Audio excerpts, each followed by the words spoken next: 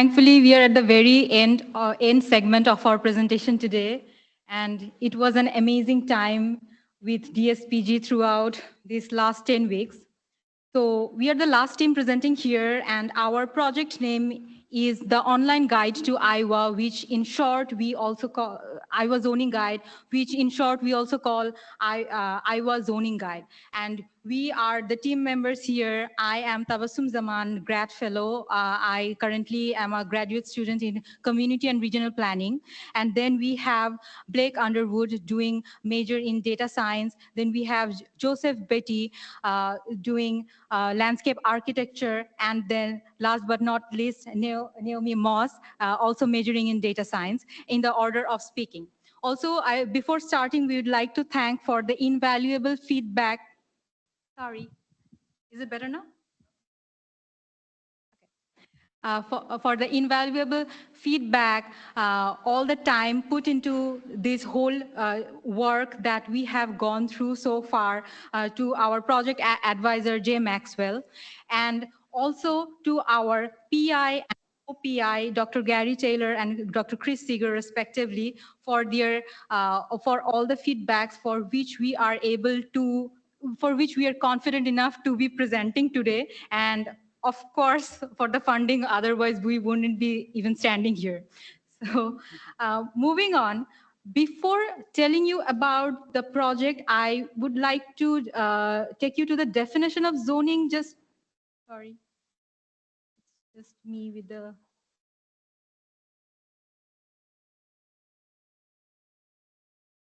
Got it. Okay, yeah. I'd like to take you to the definition of zoning one more time.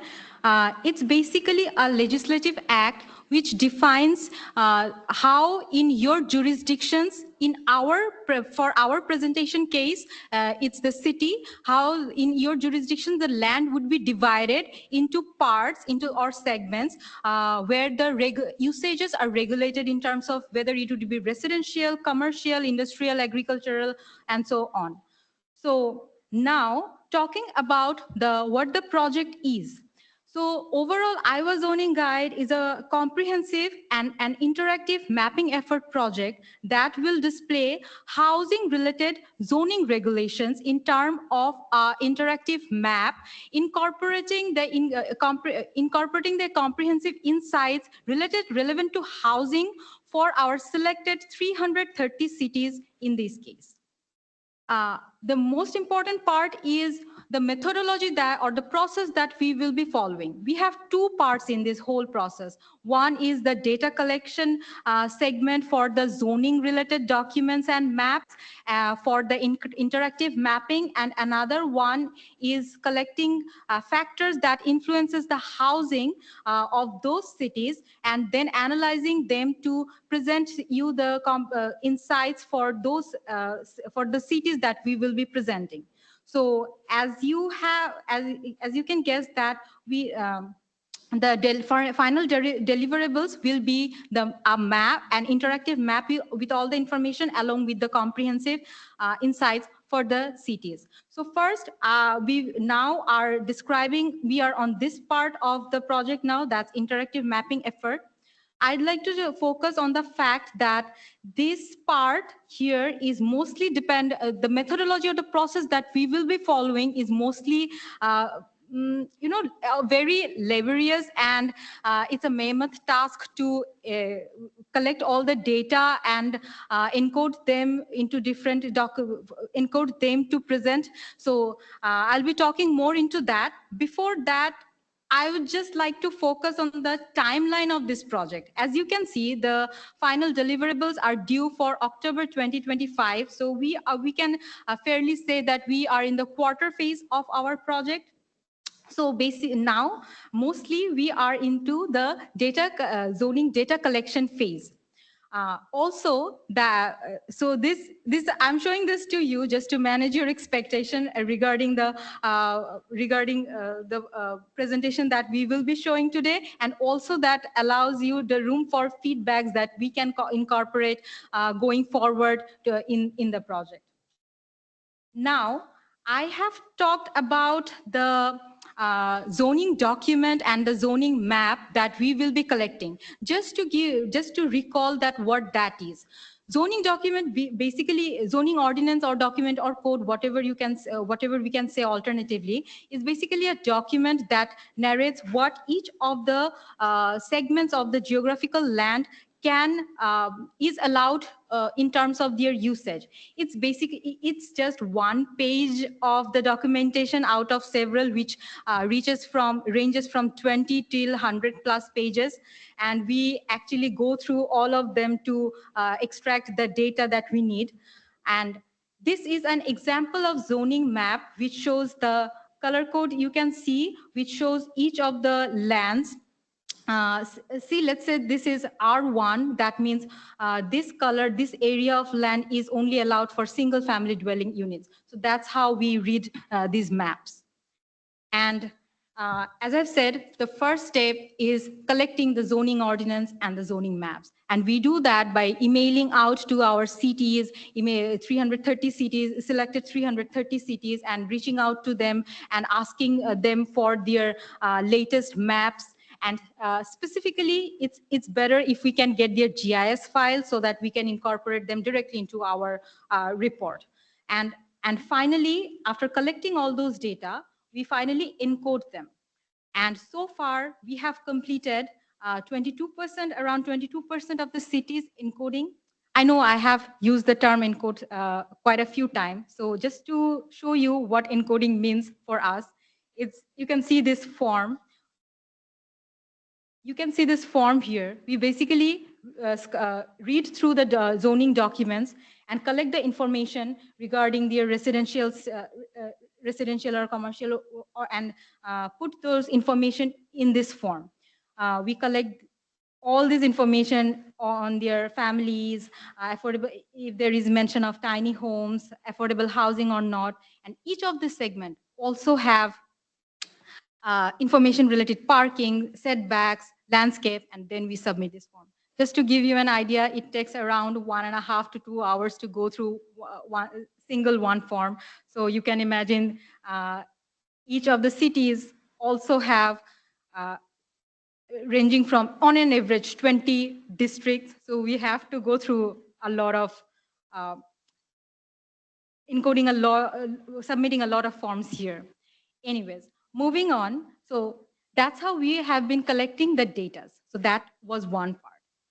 And before going forward, I'd like to say that what this DSPG program has been helping us with, it has helped us it has been a great head start for this whole project. It has helped us in terms of data collection, data processing and visualization. And finally, it has helped us with our ability to think critically in terms of why we are doing this project and what this project means to what we are trying to deliver through this project. So we have experienced, we have learned new softwares through this program as well, including R, Python, GitHub, and for dashboard view, it's Tableau. We have also used Tableau for just like the previous team.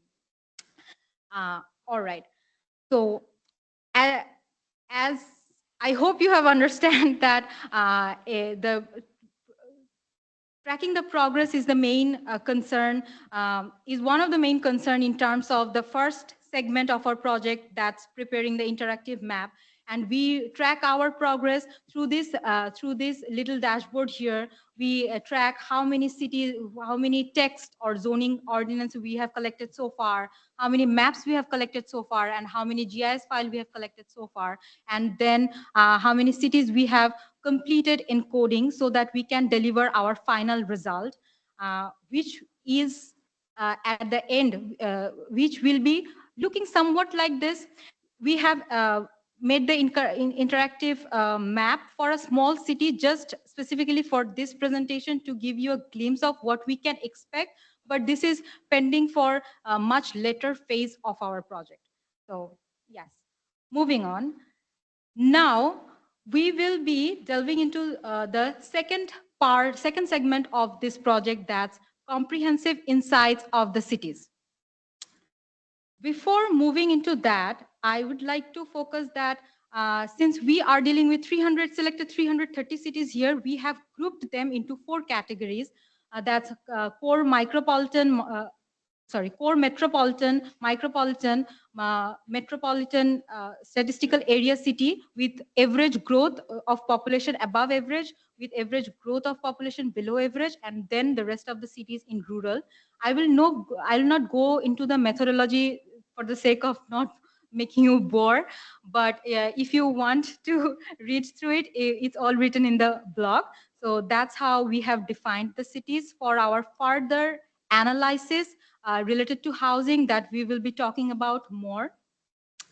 And just to give you an idea that what to expect from the rest of the presentation. When we started the program, of course, apart from the first part, which were our laborious task of encoding all the data, reading through their text, we also have looked into multiple parameters which can make sense, which cannot make sense, talking to our stakeholders, what are their ultimate objective is, and then finally landed on two main focus point, two main avenues that we will be further talking about. That's affordability and housing related to employment.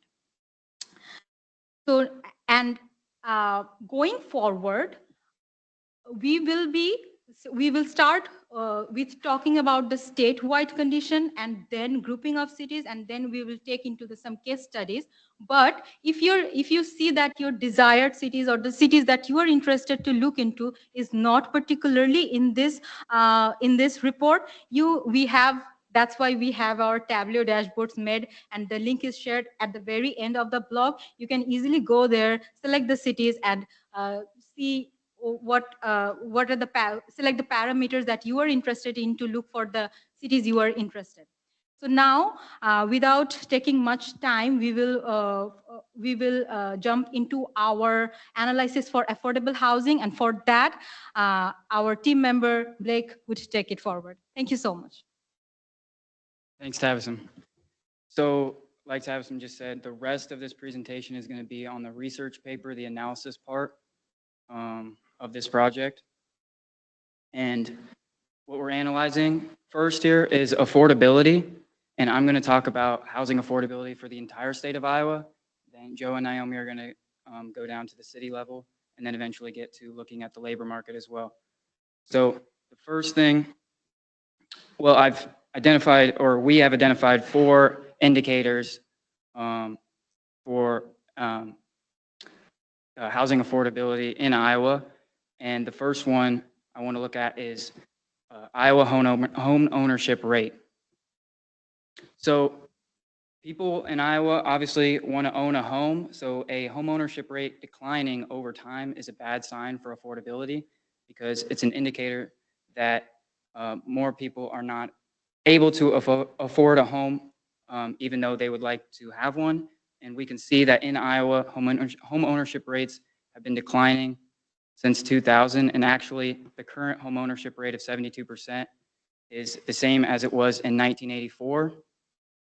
Except since 1984, our GDP has increased a lot, the stock market has increased a lot, and a lot of other things. But the same percent of people still own homes in Iowa. That has not increased.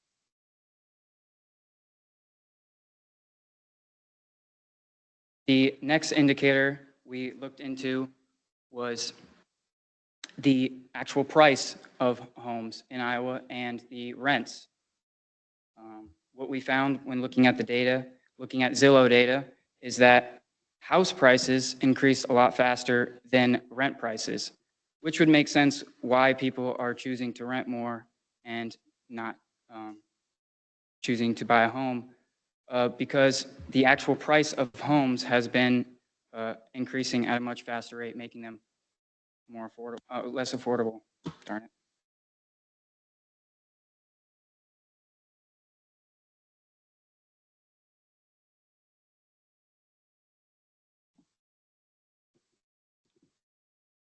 So yes, housing and rent prices are both increasing, but housing prices are increasing faster, which makes it harder to buy a home, easier to rent.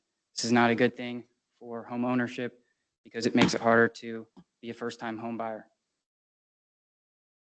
Another metric that we looked at was incomes. So you would think that if incomes were rising enough, then it wouldn't be a problem that house prices are increasing and rent prices are increasing. And what we found was that actually incomes are increasing, and they're increasing about the same level as rent, but the price of homes is increasing faster than incomes, which again makes it harder for first-time home buyers to get a home because their incomes are not keeping up.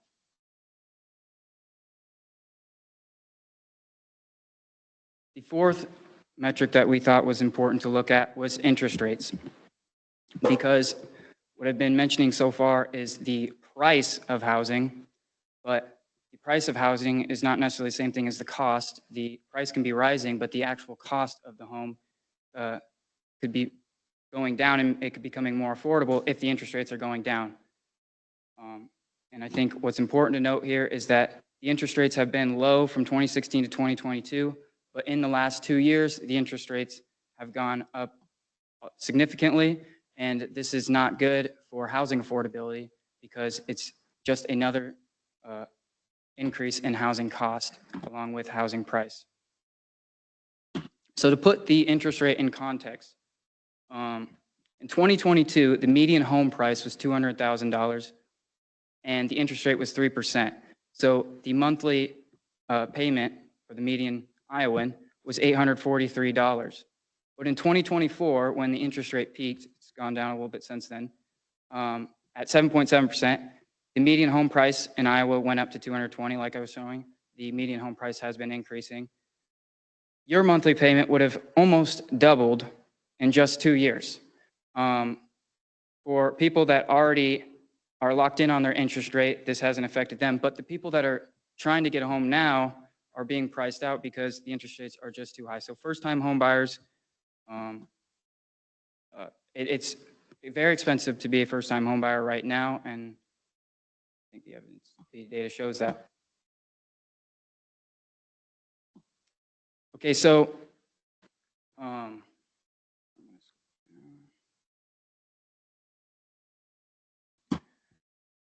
as far as the interest rate goes and that expense for housing costs, we know what can lower that. The feds can lower the interest rate, and that can make housing more affordable. And so there's not really too much more to say on that. But the house prices, I think, is worth diving farther into because maybe Iowa is allowing house prices to rise too much, and there's reasons for that. So we proposed 4 reasons for why house prices have increased. The first one being that we're experiencing a housing shortage. And when you look at the number of houses being built each year for the last decade and a half, roughly, versus the actual houses people are moving into, you would think, okay, so the blue line would be the number of built homes, and when the blue line exceeds the orange line, those are homes that are basically being built and left vacant, versus when the orange line exceeds the blue line, those are old homes being bought, so that's the lowering of the vacancy rate of homes. So you would think that if we, what this shows basically is that and since 2016, besides one outlier year, we've actually been building more homes than people are moving into. And you would think that this would show, okay, well, maybe we're not experiencing so much of a housing shortage, but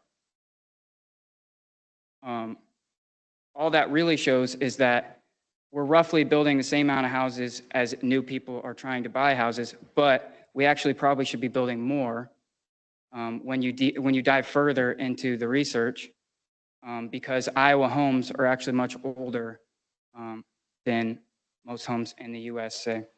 And 27% of homes actually in Iowa were built before 1940. So what we're really building is enough homes to just keep up with the demolition of old homes in Iowa. We're not actually building enough homes to supply the growing population in Iowa. And that's why we believe we are experiencing a housing shortage. which is causing houses to become, prices to rise and making housing more unaffordable. The second reason why we think prices are rising is because we are zoning for a lot of single-family homes in Iowa, and I mean, this makes sense because, and these graphics will show, suburban and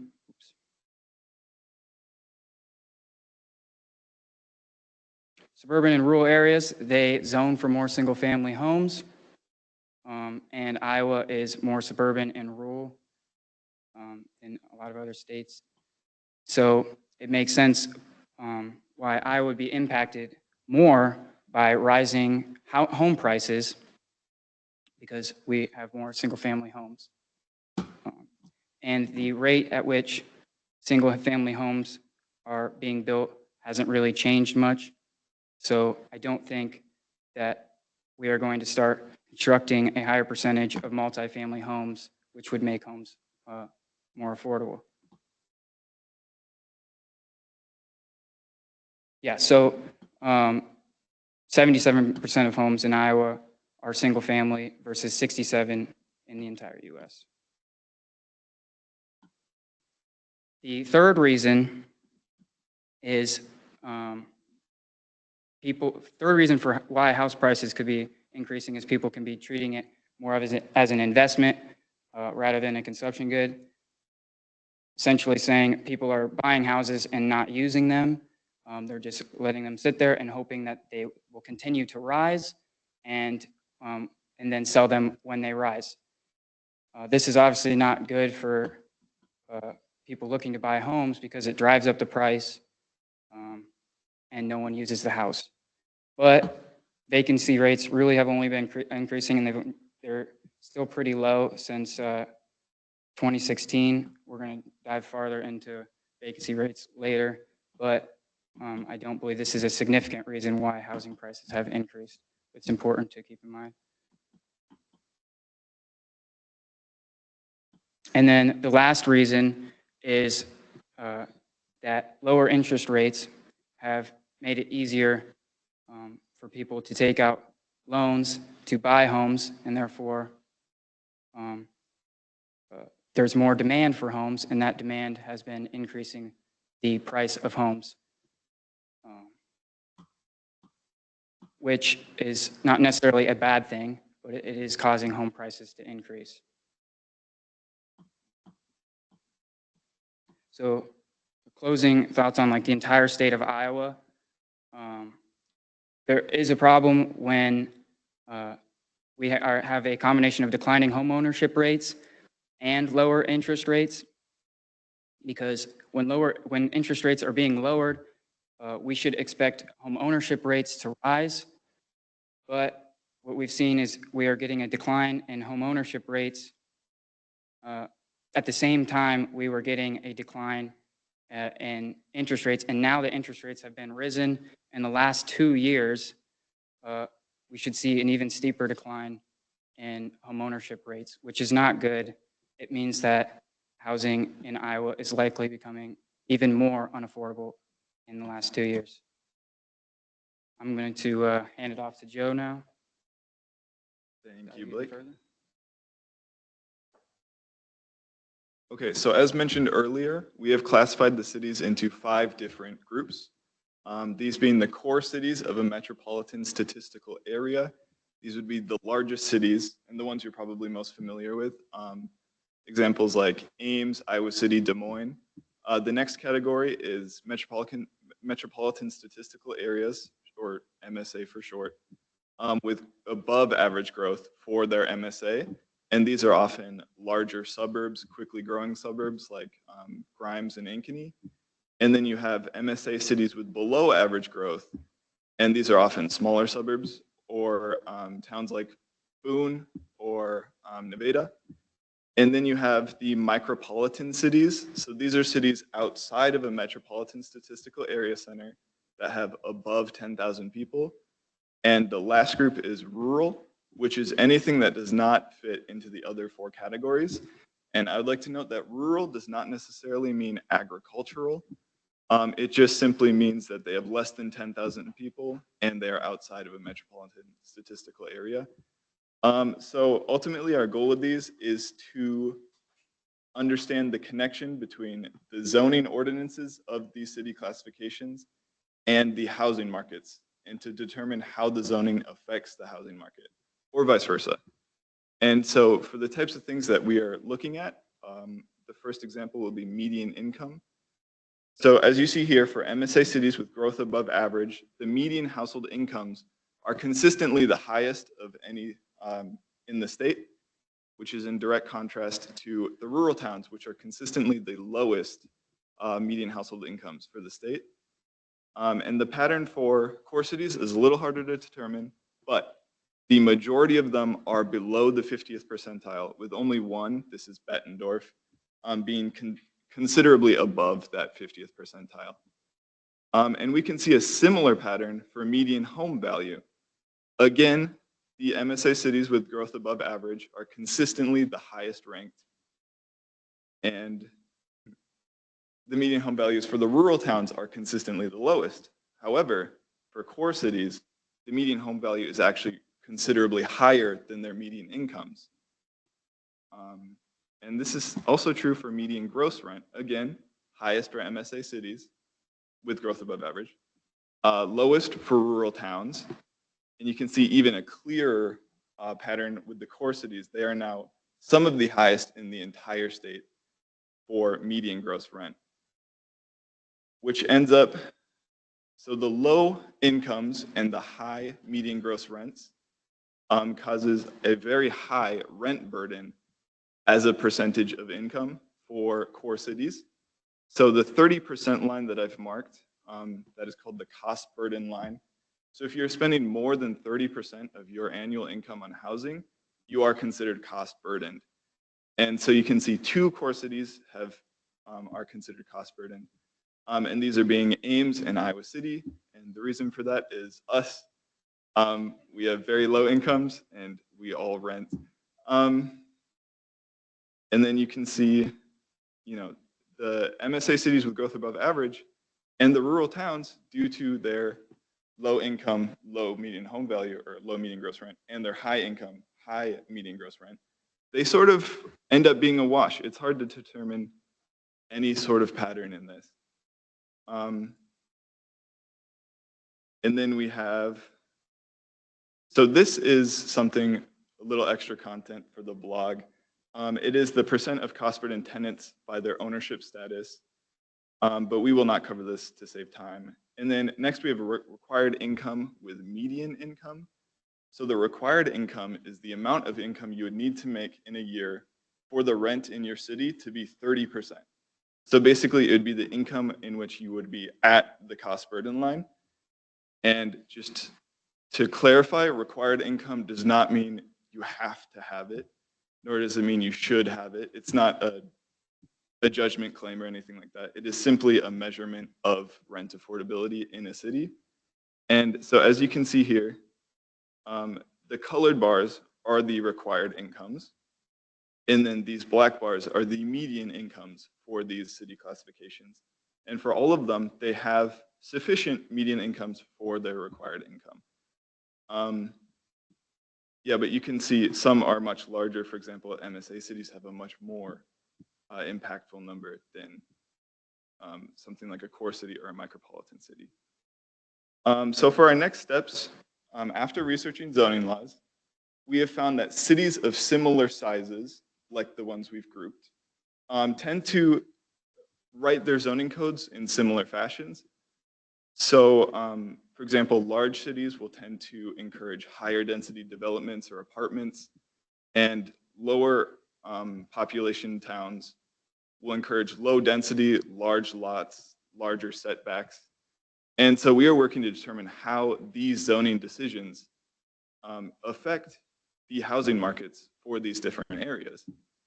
And so now I'll pass it on to Naomi to discuss some more about housing. Thank you, Joe. So looking at the cost burden in terms of cities is helpful because it can show how cities versus metropolitan, micropolitan areas affect housing burden, but specifically looking at how being low income in one of those metropolitan areas has changed in terms of what your housing burden is on average. We can see that Des Moines, Davenport, Sioux City, Waterloo, and especially Cedar Rapids have seen an increase in housing burden since 2018. This is the percentage of low-income residents spending more than 30% of their income on housing. So it has risen on average in the past couple of years. Looking some into the economics of why housing burdens might be increasing, how the housing market is changing. We looked at the percent of vacant housing units and the percentage of job changes. People who are moving into a city means there's probably going to be less housing units. We looked at percentage of job change because personally, I don't know any 12-year-olds who own a house, nor do I know many 12-year-olds who have a full-time job. But that is a limitation of the data set. It doesn't include the 12-year-olds. Looking at the percentage of vacant housing units, you can see that there's lower rates of vacant housing units around this kind of Des Moines area and around this sort of Cedar Rapids area. The percentage of vacant housing units is important because if you don't have any vacant housing units in a city, then people can't move into that city. You don't want too many because then you have a lot of wasted housing real estate and something's probably bad with your economy. But in general, you roughly want between a 5 and 10% of your housing stock to be vacant. Looking at the percent of vacant houses for Iowa in metropolitan areas between 2012, 2017, and 2022, just looking at that percent vacant, we can see they are all between 10 and 5%. Now, this is excluding Ames, the big college towns, because those vacant housing rates typically almost exactly follow increases and decreases in the college population. But generally, Iowa metropolitan areas have an acceptable housing rate. So in the map, where are all the very low vacant housing rates coming from? We can see they tend to be the metropolitan statistical areas with those vacant housing rates that are below this 5% line. So again, the metropolitan areas, they tend to have a slightly lower percent vacant. If there's a higher increase in jobs, more people moving in means you have less vacant houses. That makes sense. But that's even clearer if you look at the Des Moines metropolitan statistical area. There are several of these cities surrounding Des Moines have vacant housing rates that are lower than what you would ideally want to see in a city when they have those higher rates of people moving into those cities, which means that probably cities surrounding Des Moines being affected by people moving to Des Moines we would want to look at increasing the rate at which new houses are being built there.